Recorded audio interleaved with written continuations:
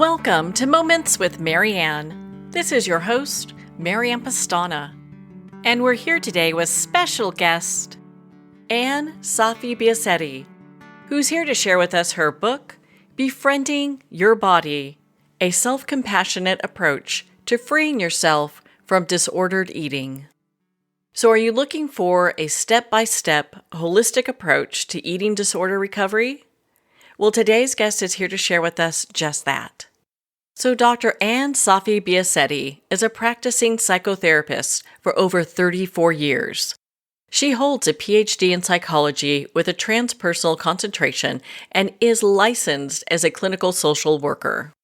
She specializes in somatic psychotherapy and is an eating disorder specialist. She's a certified mindfulness teacher, mindful self-compassion teacher, and a certified yoga therapist. She is an author, speaker, and teacher of self-compassion and somatic interventions in eating disorder recovery, as well as retreat leader, teaching embodied, women's embodiment, and body image. She trains professionals through PESI and in her Befriending Your Body certification program for eating disorder recovery and in restorative yoga through her school and embodied life. So welcome to the show, Ann Saffi Biasetti. Thank you, Mary Ann. It's a pleasure to be here. My goodness, what an honor it is to have you here and to talk about this book. What inspired you to write this?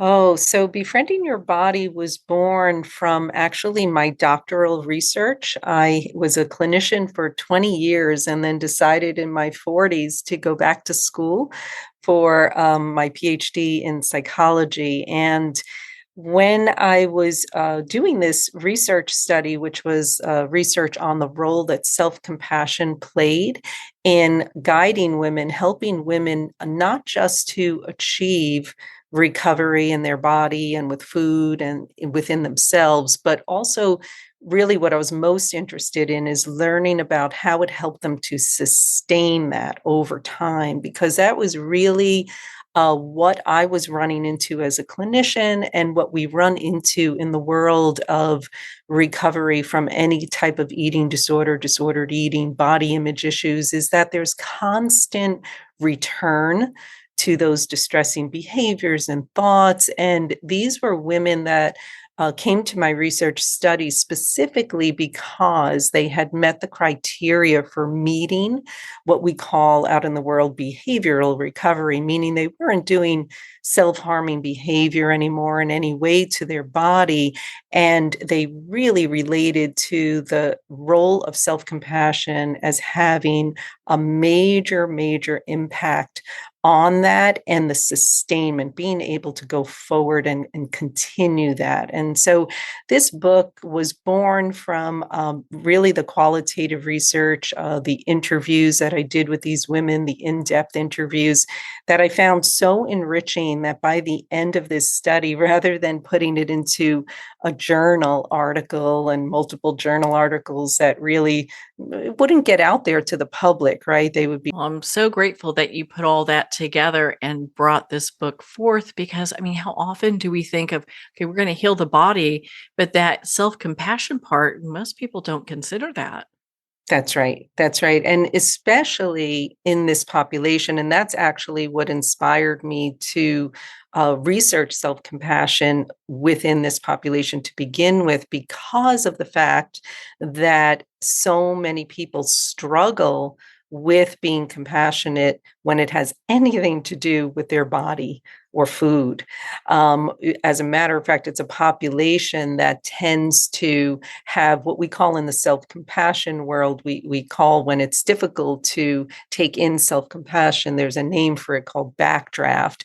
And it's as if we, oh my goodness, say, no way, I can't have that. That if I end up being compassionate, especially around this body, especially my relationship with food, I will lose control. I will, keep doing the same thing. I will give myself permission to do anything. It's all these misgivings about self-compassion. And so this particular population tends to stay. So how does self-compassion help with the healing? Yeah, there's many stages to it, but it's funny when I started the research, I'm working really hard at it, to I don't have to work hard at it, and then I heard people say, well, there was no self-compassion in the beginning, and then people saying, well, self-compassion had everything to do with it. So it was kind of all across the board, and part of what you do in qualitative research is really make sense of all of those themes, all of those words, and the process.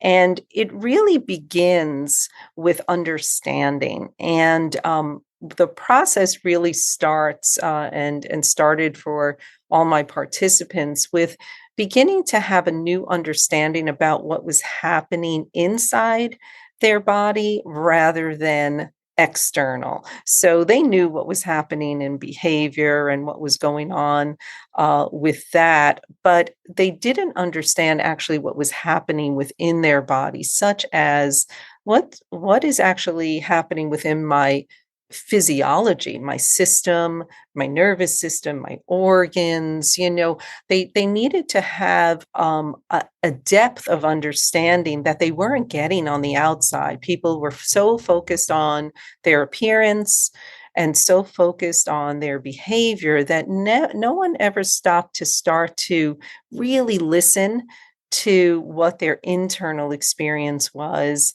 and respecting that. So that's really where it needed to start, was understanding of what was happening within, and then a greater component of this, a really So in your book, you talk about disordered eating as an attempt to feed the soul. What yeah. is that all about? I'd love for you to dive into that. Yeah, sure. So self-compassion in and of itself is what we call a psycho-spiritual construct, meaning that the more people practice it, it's an interesting thing. One of the misgivings about self-compassion is that the more they practice it, that they will become self-centered. But it's actually quite the opposite. So the more people practice self-compassion, the more compassionate they become, not only to themselves, but to others. So self-compassion creates a connection and a sense of connection both within ourselves and outward.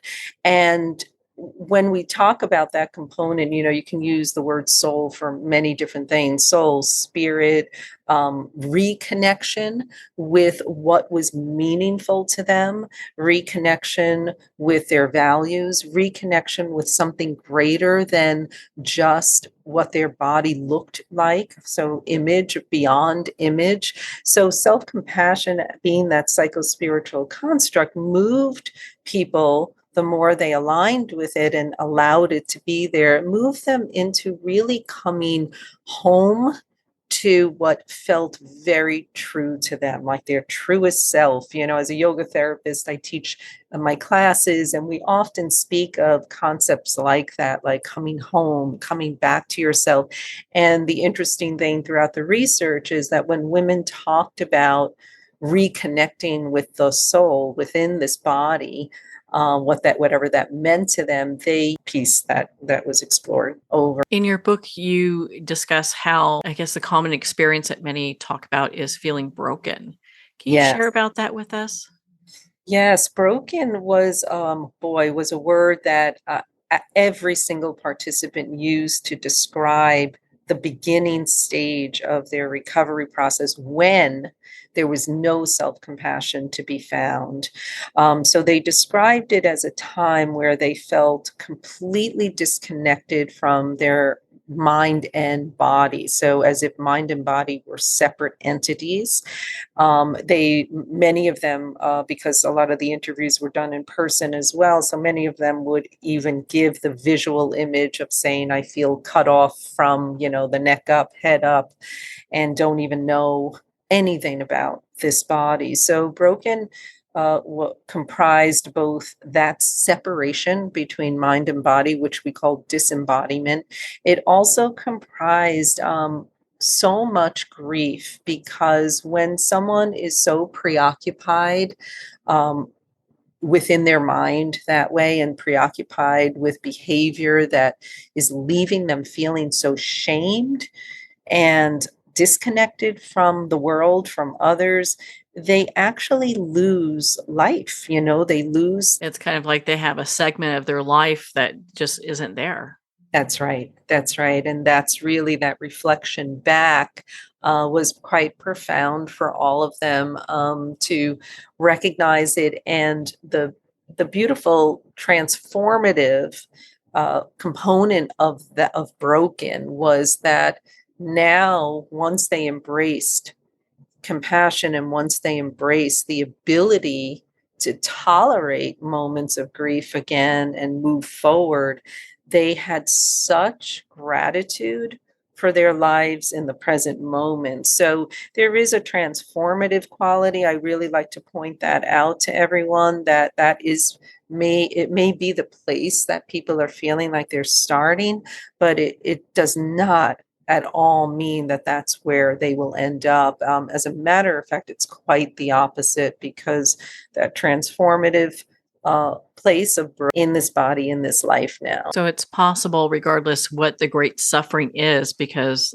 let's face it, I mean, life it has valleys and peaks, and it seems like there's always suffering in one form or another that will be. Yeah, that's really, many people, even though the book was and the research was centered on self-compassion, healing, folks that were struggling within a relationship with their body, food, and self. Many people had reached out to me after the book was released, saying that they were using it really through all forms of transition in life, all different types of recovery, any kind of healing and growth.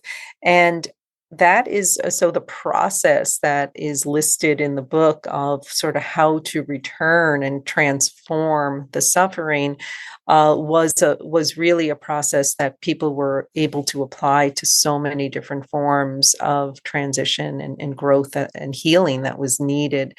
So yes, in transpersonal psychology, which is my field of study, we look at suffering and the difficulties and the challenges in life. We take another view of them, right? So we don't say they're pleasant by any means, right? Self-compassion actually meets. That's why self-compassion is there. It shows up in the most difficult times is when we use it, and it doesn't transform it in the way where we say, oh, I'm going to move to gratitude, or everything's great, or I'm not going to think about that. No, it's actually quite the opposite.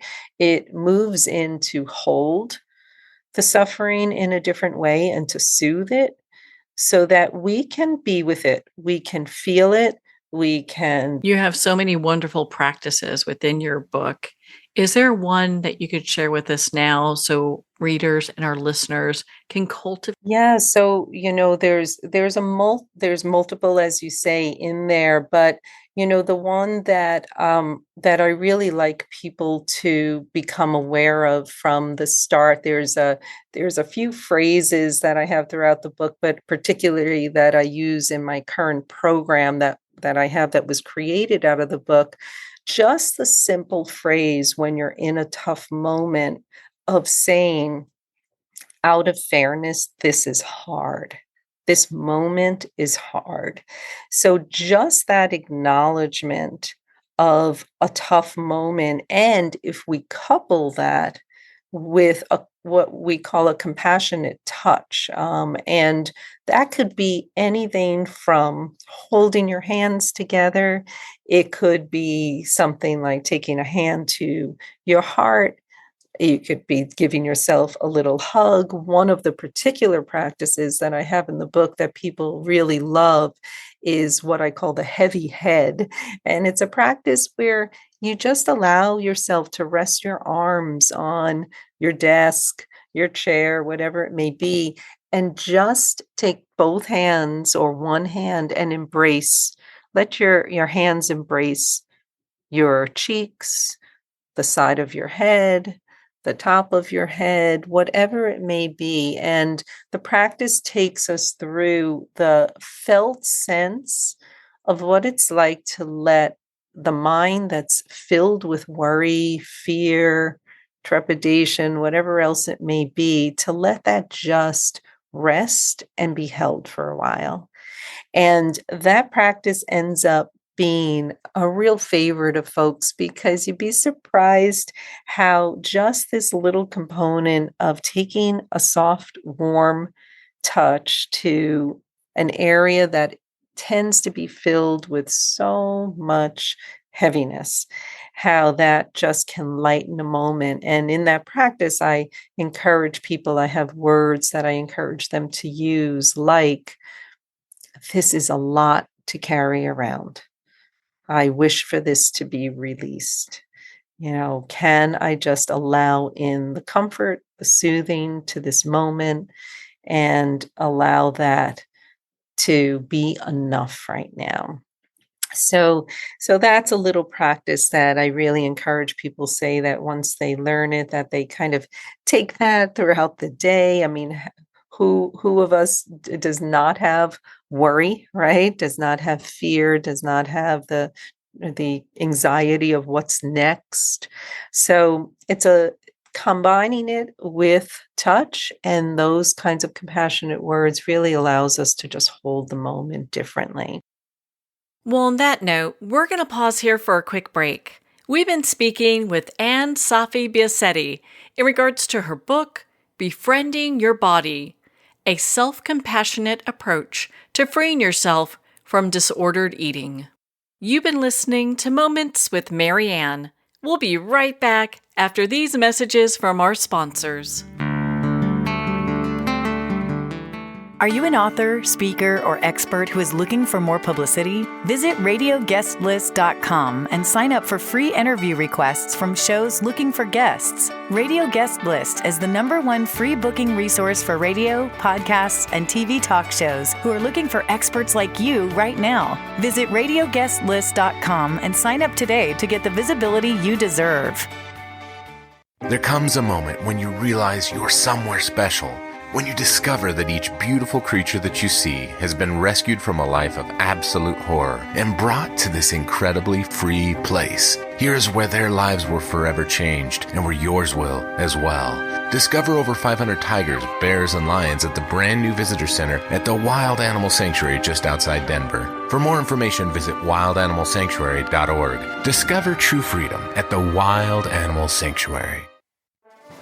Internationally recognized and award-winning author Judy Goodman works and teaches outside the box of limited thinking. Working with people from every walk of life, her goal is to empower you to be the best you can be, no matter what the challenge is. Born with the gift of seeing beyond our normal vision, she has an extraordinary gift of working with every challenge. Teaching beyond conventional wisdom, her work is described as life-changing. Visit judygoodman.com. That's judygoodman.com.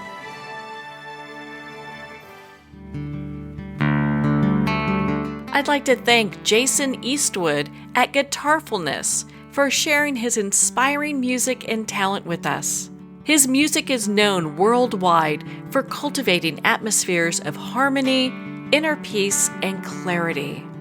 Visit Jason's website at guitarfulness.com. Join his newsletter, be part of his community, and download his music. Welcome back to Moments with Mary Ann.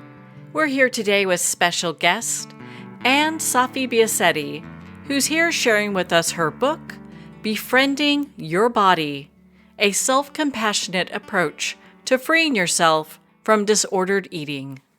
So what would you say to people who want to approach their body with some self-compassion, but they're in this place where they just don't feel that they have any to give, not even to themselves? Yeah, it's a great question because many people feel that way. As a matter of fact, self-compassion often, when we first try to bring it in, can often bring up sadness in the way of saying, you know something, I don't think I ever received this. I don't think I received this. And how about if I don't want to give this to myself? I would like to get this from someone, right? I would like someone to give this to me. I mean, this is human nature, is that we would like this to come in from someone else.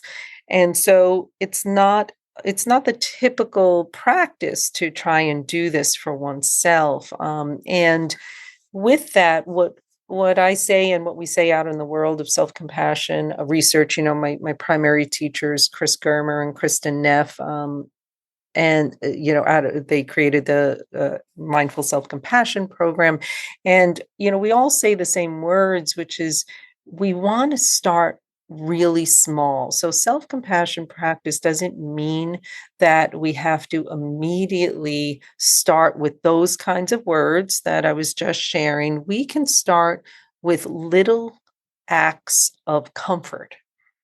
So, what I ask people to do is pay attention to what they're already actually doing, but just to reframe it and rename it now in a different way. So, I like to give the example, for instance, and I think many people do this kind of ritual right in the morning. They may make their cup of coffee or cup of tea. And rather than going through the motions of that being just a ritual, how about we just pause for a moment and consider that it's not just a ritual, it's actually something about it that feels really good. Um, and yes, maybe the smell, the taste, but how about the warmth, the comfort, the soothing of just that little act that you do every day and may not even recognize it? How about when you pick out, certain materials that you like to wear because they're soft or comforting, or you cuddle up in a blanket that feels really good to you? Those are all actual acts of self compassion that we just don't turn our mind toward because they're so habitual. And we don't consider that, oh, wait a minute, these are not just things that I like, these are things that actually feel soothing and comforting. And so that's where I like people to begin because they're already doing things that feel soothing and comforting. And then the actual practice of self compassion just begins to heighten that. So, I know in your book you share about spirituality. So, how does this play a role in healing? Spirituality is really in the research done on spirituality, it is another form of what creates resilience within. So, resilience to being able to um, have a new way to hold difficult emotional experience, a new way to hold difficult cognitive thought experience, and a new way to hold life suffering, right? So spirituality is another resource. And again, we can broaden what does that mean to people. So when I invite people in the later chapters, I invite people into considering getting in touch with either again or in a new way, getting in touch with some form of spirituality. And to broaden it, what I mean by that is another example I like to give with it is anything that moves your heart, anything that gives that little bit of jump to your heart is a spiritual practice. So that could be being with animals, that could be being in nature, that could be being near the water if that's what calls you. That could mean a yoga practice. That could mean reinstating or reconnecting with formal organized religion that you once were connected with. I had many women say, I turned away from my church or I turned away from my place of worship and I really feel like I need to get back there.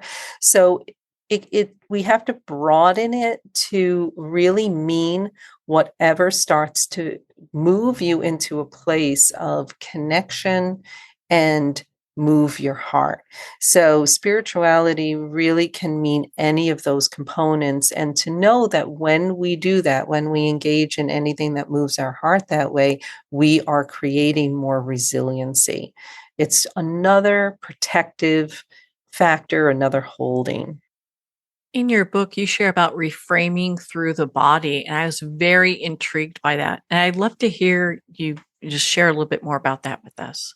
Sure. Yeah, it's a really important practice that I have there in chapter 2. And it's a one of the things that happens with our bodies is that we have been taught, and this is no fault of ours at all, but really it's a world view that we have to think about our bodies rather than sense them.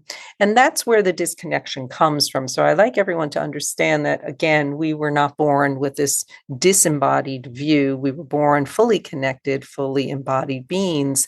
And as we grow and the cognitive mind, right, our higher thought process, thinking mind comes in and our brain develops, and the outside world supports thinking over feeling and sensing within these bodies, then we move to a place of what I call prejudging the body.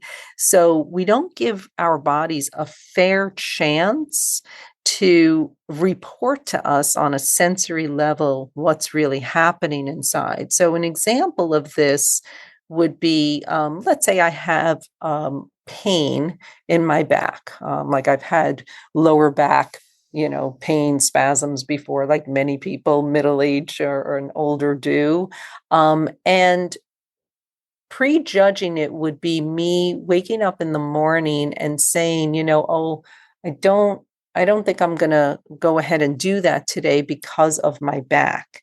When I haven't even checked into noticing if that sensation is present today, right in this moment. So what happens is we end up prejudging a lot about our body, such as, oh, I'm going to go on that 5-mile run, when really our body is super exhausted and needs to rest in that moment. Or the opposite, I'm going to sleep right now because that's what I need, instead of checking in and actually perhaps our body needing a little bit more energizing movement, or at least some energizing breath, let's say, or something like that. So this fair evaluation of the body is a practice that actually takes us through starting to what I call disentangle thoughts from sensations, so that we don't prejudge the body anymore. We give it a fair chance to start to communicate with us, to start to teach us about what it really needs and wants in that moment. Like any other relationship, right? We start to begin to listen to it differently. And many people have reported, especially people with chronic pain, have reported that is a central practice for them, because they would prejudge their body in ways that they were making their life very small. And I had one woman say to me, after practicing this over and over, I recognized that every day was different. And sometimes the pain was in my arms, but not in my legs. Sometimes it was in my back, but not in the front of my body. So she was able to make adjustments accordingly rather than give up on everything. So it's a really, really important practice of how do we start to pull apart. It's like glue. The thoughts are like glue in our body, and we have to start to sort of melt that away, pull it apart, so we could give our body a fair chance to tell us what's happening. Where do you think most people get stuck as they go through this process? I think the biggest piece that people get stuck with, and this is another really central one that's kind of invites people in the middle of the book, because it's a more challenging thought process. We are so used to, when it comes especially to self-compassion, we don't have a problem being kind to ourselves when we think we're doing something right and good, right? We are like, oh, okay, yes, I did a good thing. We don't have much of a problem rewarding ourselves on that level. And that's a very cultural and culturated piece, right? That, that we strive and move towards success, and we really celebrate accomplishments and success in big ways. So we have that very embedded embedded. Again, it's not an individual issue. It's a common humanity that we have embedded.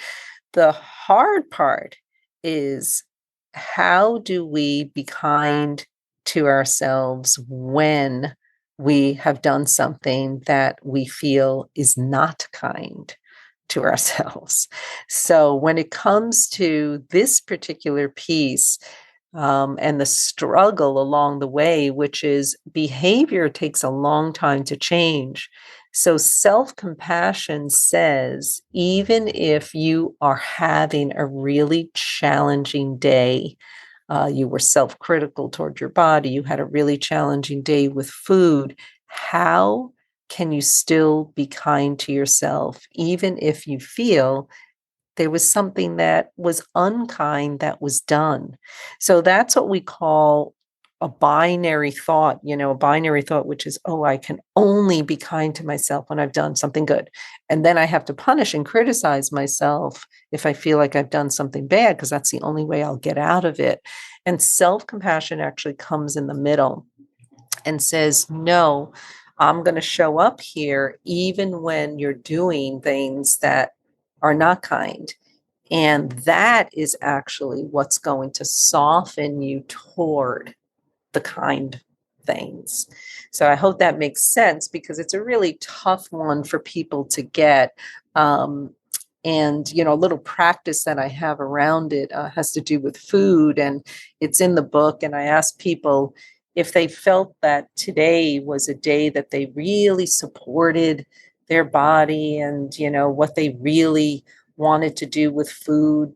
Place a hand on your heart and, support yourself and, offer yourself kindness for, how the day has gone for you. And then I say to them, if today was a day you didn't feel like you supported yourself well that way, still place a hand on your heart and acknowledge how hard this day has been, and place a hand there and say, this was a moment, and may I have the chance to begin again.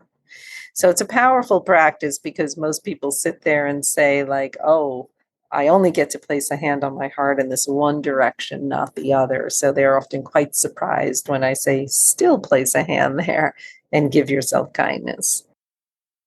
I think that's such an empowering exercise to go through. And I love how people can begin again, because Yes. I would think that people get to a point where they're like, okay, well, I have really nosedived today. I haven't eaten well. I'm kind of a little out of control with that, and get on themselves, as opposed to thinking that they could just start from where they are. That's right. And that is actually the crux of what self-compassion does throughout this rebuilding, befriending process. In this whole process, that is the crux of what it does, Marianne, is exactly that. It allows people to begin again. And every participant who had really sustained very strong long-term self-kindness toward their body and food, that was what they reported the most, that self-compassion did for them. They said, I didn't get stuck anymore. Because as you just mentioned, that's the hardest thing, right? When we have our human experiences of having a bad day, returning to old patterns, that is the human experience with anything in this life, right? So the problem is, when we criticize ourselves, we actually flood our entire nervous system as well. We reinforce the punishing in our brain. Those loops connect and stay reinforced. And that's where then behavior and old patterns are going to reinstate and come back and kind of hold us stuck again. Where when self-compassion comes in, it's kind of like a gentle shock to the whole system, right? Because the system is so used to that punishment coming in and that self-criticism, that when self-compassion comes in, like I said, when I do that practice, everyone looks at me like, wow, oh my gosh, I'm allowed to do that. So it's a new occurrence, to feel that. It's a new experience, I should say, to feel that in the whole system. And it really ends up over time when we do that, the unstuckness actually comes from a real important neurobiological change, which is that it soothes our nervous system and begins to allow for a new cognitive reframe and experience to come in, so that when that hard day happens again, or that same behavior happens again, over time, people are like, something? I'm human. This is a hard day. Of course, this was going to happen. And now I can start again. I can stand back up.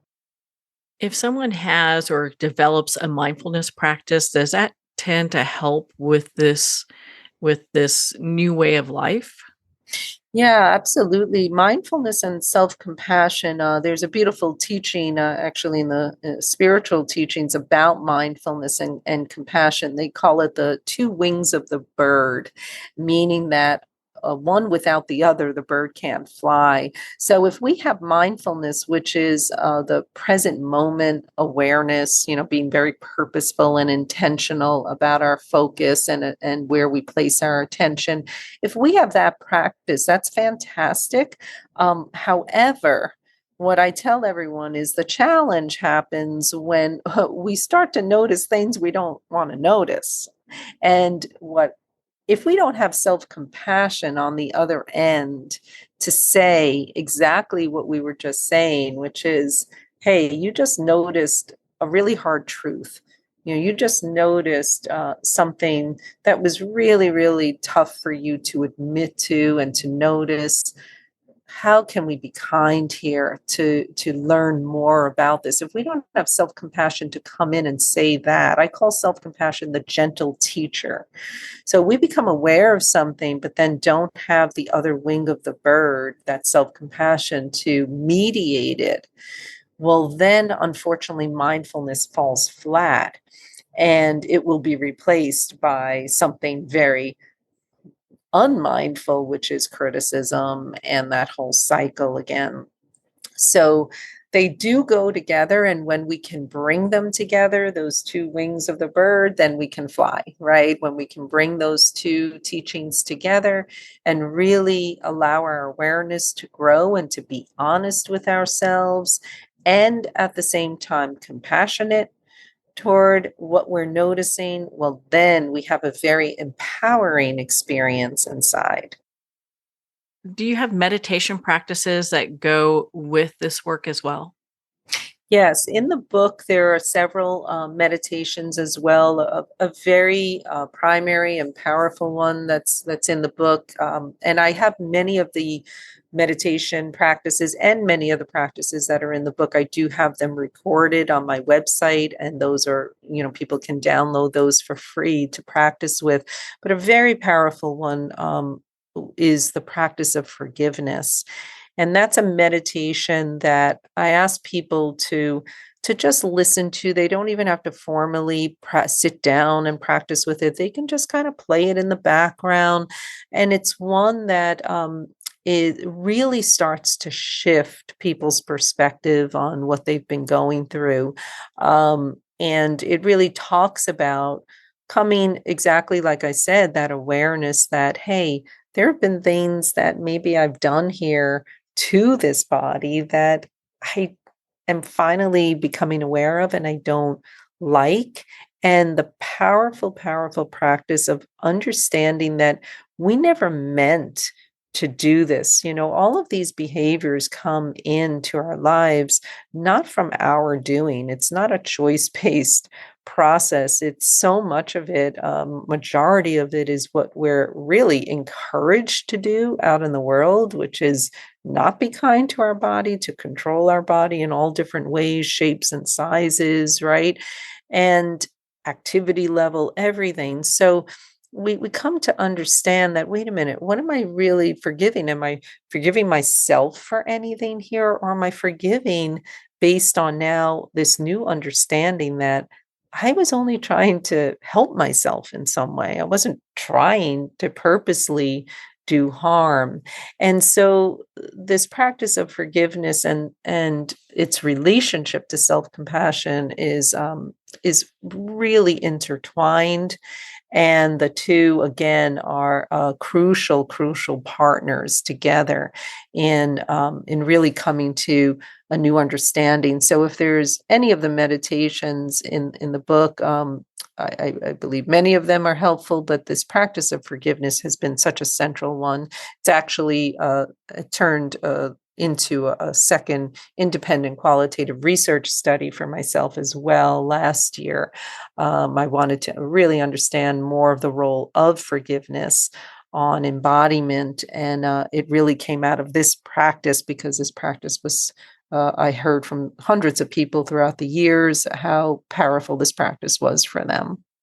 Well, I can't wait to hear how that research goes. So, I think it'll be very enlightening, and it kind of has me thinking. I mean, I know you've worked with so many people. Do you have a story you can share with us of someone that's used this book and the principles to kind of shape and reshape their relationship with food in their body? Yeah, well, I have many. So I'll see if I can kind of hone in on one or two there. Um, Probably the most beautiful thing for me to hear is when I have a client, and had a client recently discuss with me about how she has recognized that she only participated in leaving her body because she thought she had to, based on all the messages out in the world. And this is just so important because that's what I meant in that practice of forgiveness, that people come to realize, wait a second, I don't even think this was my own doing. I felt very manipulated by, diet culture and all the messages out there, that like if I wasn't complaining and hating on this body, I wasn't part of the tribe. So she really was able to grieve that and say, wow, I feel like I was duped, I really joined the masses. And now recognizing that, I never wanted to do that. I actually am entirely grateful that this body is kind of stuck with me here, right? And that now I am listening, and we're in this partnership now. So those are words when I hear someone say that. Now, this is someone who's done the who read the book, who's done my program with me, who's really embedded herself in trying to build this relationship differently. And I want to emphasize that because it is hard work. It's hard work, it's brave work out in a world that tells us that we shouldn't be doing this, that you're not part of the tribe if you don't, hate on your body and criticize it and, manipulate it in all ways. And so stopping this cycle of manipulation like that, and just really trying to come back to a place of coming home again to this body, like she was saying, really, number one is a loss. So she was grieving that. She was actually grieving a sense of belonging that she felt she once had, being part of that tribe. But now she said, my goodness, what I thought I was losing, the gain that I have had in feeling protected and protective over my body is something amazing now. And those are beautiful words, because when we come back to a sense of embodiment, we realize that our body, my goodness, internally, our bodies are working nonstop at homeostasis, trying to keep us safe, trying to keep us protected. Boy, they do so much work for us. And I have another statement in the program that this particular client and so many of the participants in my program come to embody, which is, can we for a moment just understand that our body never meant to cause us any harm. It never meant to trouble us. Never meant to disconnect us or make us feel like we don't belong. It never meant to do any of those things. So yeah, it's a beautiful journey to watch when someone gets there. And I have, many others that have that also, share those kinds of words. But it's beautiful to hear when clients come in and they have found it on their own that way. What an empowering journey that is. And I really like the fact that you have not only the book Befriending Your Body, but also, other ways that people can really dive into this type of work. Yes, yeah. Out of the book came the birth of the Befriending Your Body program, which is an 8-week program that journeys people through the somatic practice. So somatic self-compassion, what I call embodied self-compassion. And it's actually my form of therapy, my form of somatic therapy that I use with my clients. And the 8-week program takes people through that step by step, and they really learn a whole new set of skills week to week. And it's really so important that they're in community. And that's how the program was born, because after the book was released, so many people reached out to me saying, "Oh, my therapist is guiding me through the book, or my dietitian, or I'm gathering with friends." Many women were gathering together in more of a self-help book club sort of thing, and they were doing the practices together.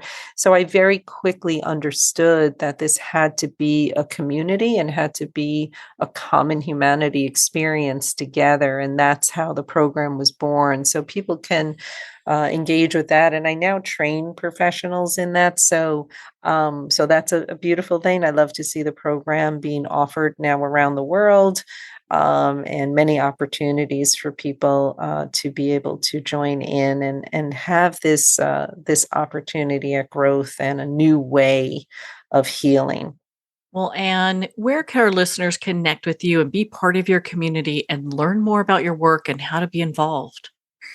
Thank you. Yeah, so I have currently 2 websites. One is called anembodiedlife.com, and that shares with the listeners just more of my professional offerings. And then the befriendingyourbodyprogram.com. That website is everything about the program and the offering, and ways that they can connect.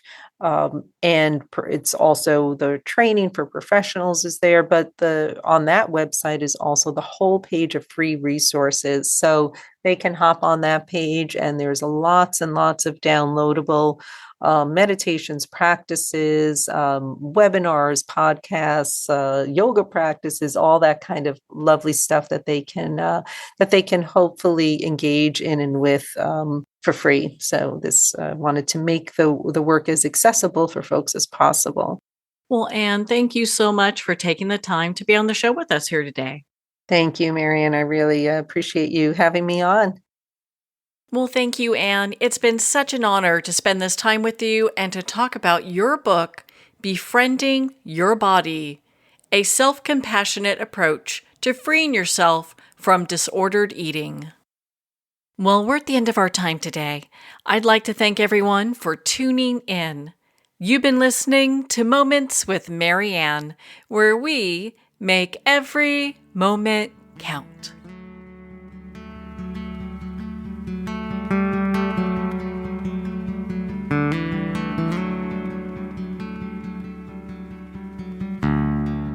In a single moment, your life can change. Moments with Mary Ann is a transformative hour that covers an endless array of topics with the best of the best. Her guests are leaders in their fields, ranging from inspirational authors, top industry leaders, and business and spiritual entrepreneurs. Each guest is gifted and a true visionary, a recognized leader in her own work, and while teaching others to develop, refocus, and grow, Mary Ann will bring the best guest and sometimes a special surprise. Don't miss this. You never know just which moment will change your life forever.